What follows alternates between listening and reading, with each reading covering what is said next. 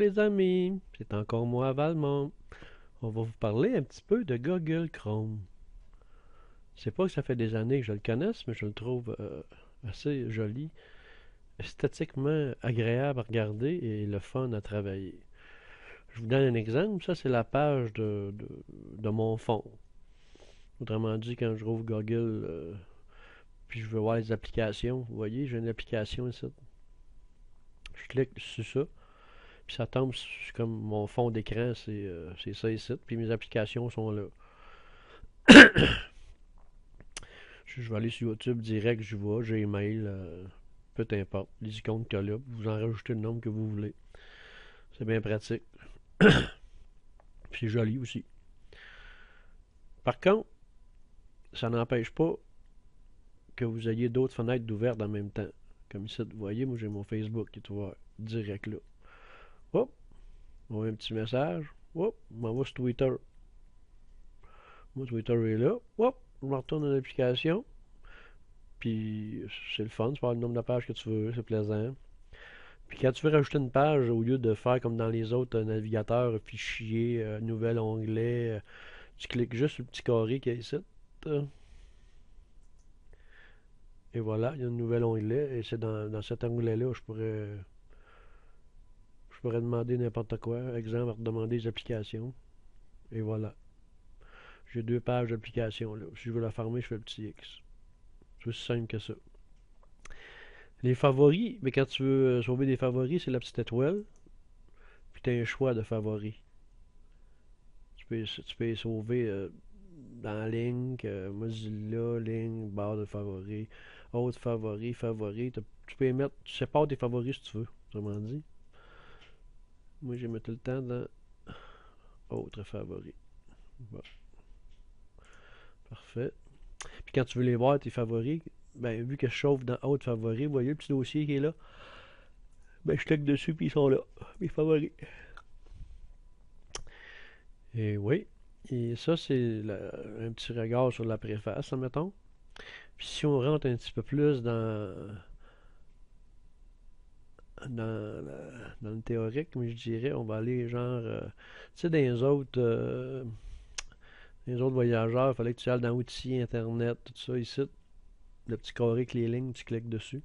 Tu peux mettre un nouvel onglet, une nouvelle fenêtre de navigation privée, tes favoris, etc. Tu descends.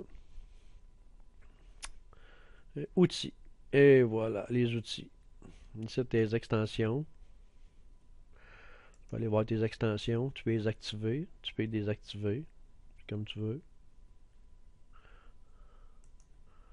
On va retourner dans Outils. Le gestionnaire des tâches, qu'est-ce qu'il gère. Il te montre tout ce que ton Google Chrome gère. Effacer les données. Puis signaler un problème. C'est le fun parce qu'ils ont l'air de s'en occuper. Je l'ai fait une fois, puis pas longtemps après, le problème était réglé. Fait que c'est intéressant.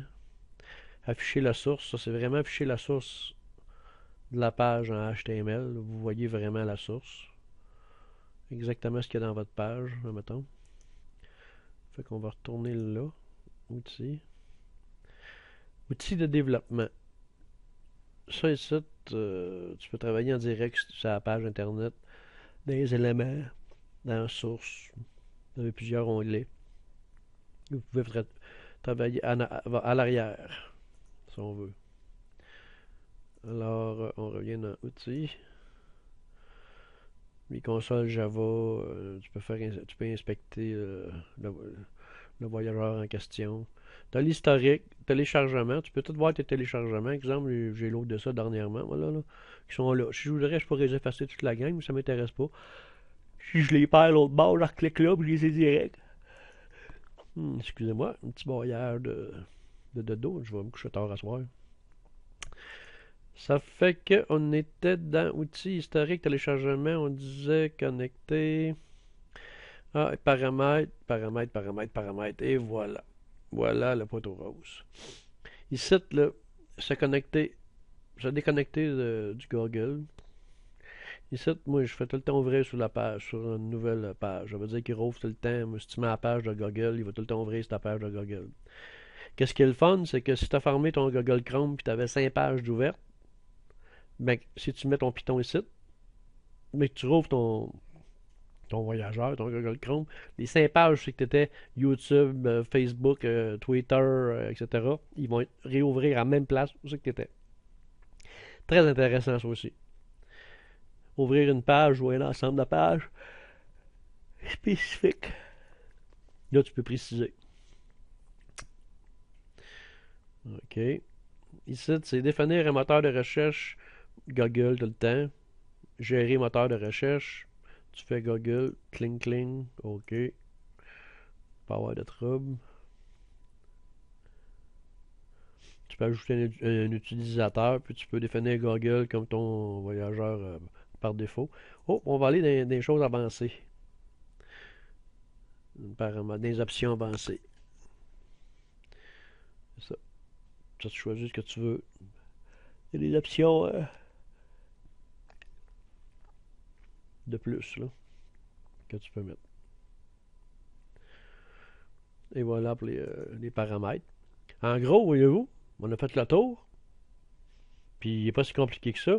Il est très joli à regarder, je vous le dis. Là. Ah, puis j'aime bien, genre, les icônes Google Chrome. Regardez, on va aller aussi Google Chrome. Ah, on va avoir des applications, des nouvelles applications. Pour votre ordinateur, oui, pourquoi pas. Puis là, on regarde des belles applications sur Google Chrome. Que c'est le fun, on est comme chez Canadian Tire. Là, on veut une application, on la prend, on la télécharge. Oh, pour les professionnels. C'est un peu comme qu'avec ton téléphone, ton iPad ou chez Windows 8 dans le fond. Hein. Google Chrome, il est pas mal dans le Windows 8. Il ressemble pas mal à ça. Là. Divertissement.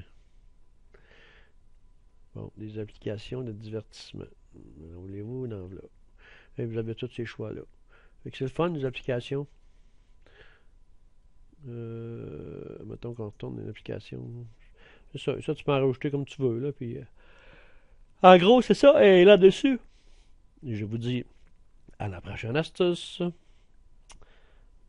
Alors.